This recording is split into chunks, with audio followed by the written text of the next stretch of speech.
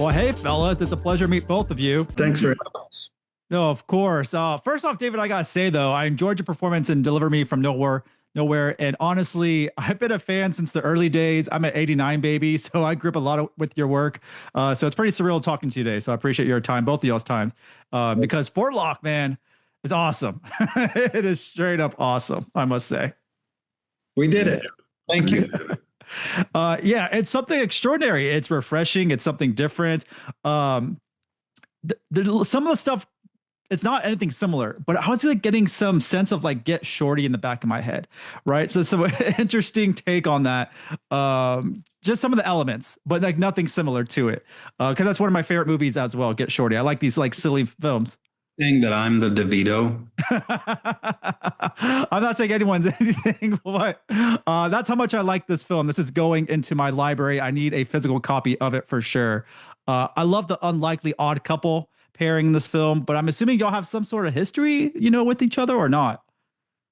No, actually, I do like the Get Shorty reference. It's not, yeah, I mean, they're different movies, but I did, when I was writing it, I read the book, actually, the Elmore Leonard book. I don't know if you've read it, but it's a fantastic work. Even though you know the story from the movie, he's just such a great writer. And there's something wry and amusing, and there's kind of like this jaded energy. I think maybe that's what we share. The story does go in different directions, of course, but yeah, Elmore Leonard was definitely in mind for Get Shorty, for Forelock, writing Forelock. But no, we didn't know each other. Our connection would be that I grew up watching David Krumholtz stuff like you. I'm also '89, and I love it. Great year. David lives in New Jersey now. I'm from New Jersey, so there's that connection. But he was just on our list for Randy, and we were talking with people. We sent in the script.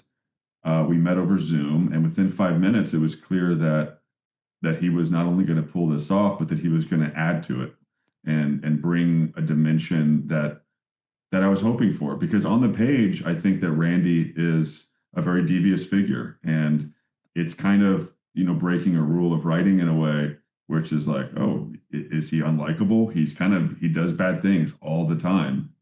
And the response from viewers watching the movie has been that they love this character. And that's only because of David's performance. And I don't know how many people could pull that off. I'm sure there are some others, but a lot of that is just David, bringing this incredible humanity.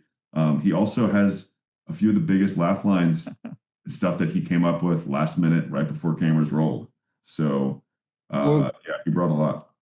Caleb wrote a very inspiring role, and one that I don't get the chance to do very often. So I can't take all the credit. I really can't. It was.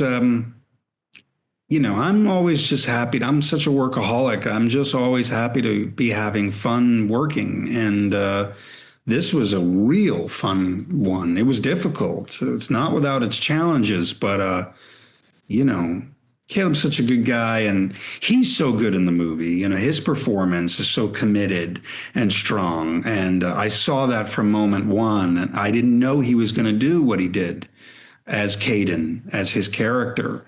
Because that's a bit of an affect that he's doing, a bit of a thing, and I wasn't expecting that when I read it, and I thought that was such a strong, interesting choice from him, and really kind of helped emphasize all the things that were quote unquote, right or wrong with Randy. So it all was a nice symbiosis. Yeah. Caleb, I mean, we're giving praise to David, but Caleb, you're fantastic in this for sure. And I'm like looking at you, I'm like, yeah, uncanny resemblance to the man himself.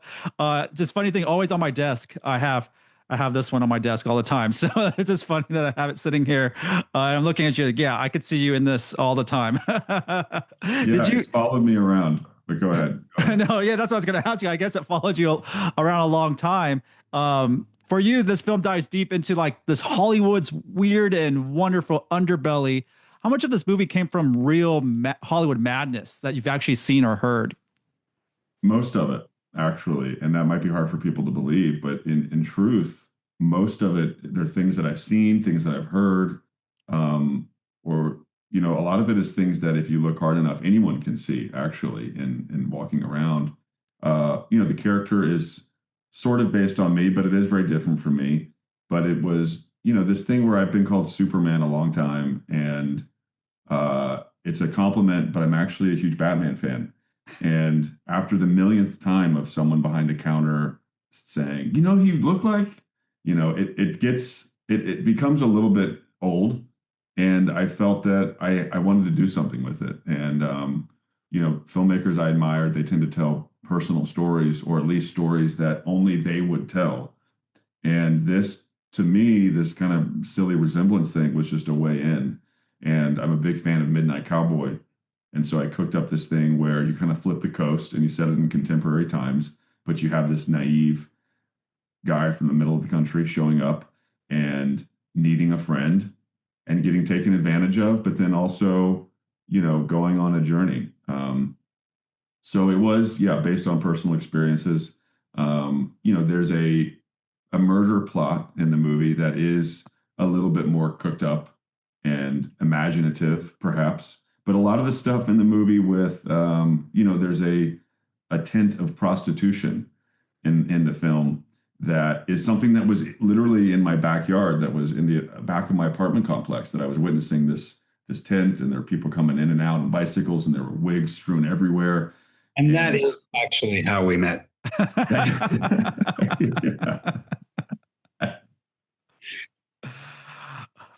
You know, you mentioned it. You're giving me some Bruce Wayne vibes too, I must say, by the way. When he mentioned that, I was like, I do see some Bruce Wayne there for sure. Now that I love, you know. Ish, man, you are. You know what people say about me? They say I remind them of Green Goblin. And then I say, naturally, I say, yeah, but except I'm not green. And people go, oh, you're pretty green, dude. Caleb, you're the writer director. You're the guy trapped in the spandex. It's a lot of hats to wear. You know, what's something you kind of learned about yourself? And by the end of the shoot, you know, which role left the biggest scars, emotionally or physically? The suit was difficult because I was overhydrating because there was a lot going on, and I was talking a lot, and I didn't want to lose my voice. And the suit required, you know, I couldn't get out of it on my own. So there was a team of people to unzip the suit, and then I'd go to the bathroom and they'd rezip it, redo the mic that was hidden in the spandex very delicately. So that did get old, frankly. But I would say the directing is breakfast. We kept telling Kevin, no more chili for breakfast. He wouldn't listen. Just mounds of chili. Just a lot of chili. The directing is the toughest, I would say, because that's time. It is time bound and time compressed. You have to come up with decisions right now. You're losing light, and it's go, go, go. The writing and the editing, you can kind of step back, walk around the block, think about it. The acting was mostly just fun because I was acting with David Krumholtz, right? So that's awesome, right? That's the most fun part of the shoot. But the directing is tough. The directing is definitely tough on an indie movie. I love the costumes, obviously. David, your costume, did you get to pick which character you want it to be? Or they just gave you the war hero and said, go for it? No, I think early on, Caleb wasn't 100% on what that character would be, but it became pretty clear. And when he mentioned that could be what it is, I thought, oh, I can grow a mustache easily, and that'll be a lot of fun. And, you know, yeah, let's do that guy. So. Are you keeping that costume for Halloween? Super Mario, as people assume. It's Waluigi. I thought it was Luigi. I thought it was Wario, but Waluigi. It's Waluigi. It's the other one. Yeah, you're right. Yeah, you're right. There's a lot in the arsenal in that world to pick from. No, this Halloween I'm dressed up as a very creepy. I'm in a creepy mask. That, you know, take off and hopefully not scare people even more. Well, what about you, Caleb? You got Halloween plans? What are you dressing up as? I dressed up enough for this movie. So over. I might give it a break and dress up my little son as something. We have to think about it for sure. But I would say that I earned a pass, I think, for the next few Halloweens, I'd hope. Yes, just wait. You know, how old is he now? He's one now. He's one, so figure another 3 to 4 years before he starts demanding that you dress up for Halloween. Yeah. Yeah. I will say I'm personally offended though that no one asked to borrow my vintage police car that I have. I have an Adam 12 police car, and I was like, oh man, it'd be awesome if that was in the movie. But I love seeing all types of police cars. So why did you select that kind of era of a car? Just curious on that. That just came to me, That's a my good eye. question. I think it was just to be playful and to kind of put this movie in a slightly different world than our own. It is kind of a heightened reality in a more colorful yet gritty world that we introduce in Forelock.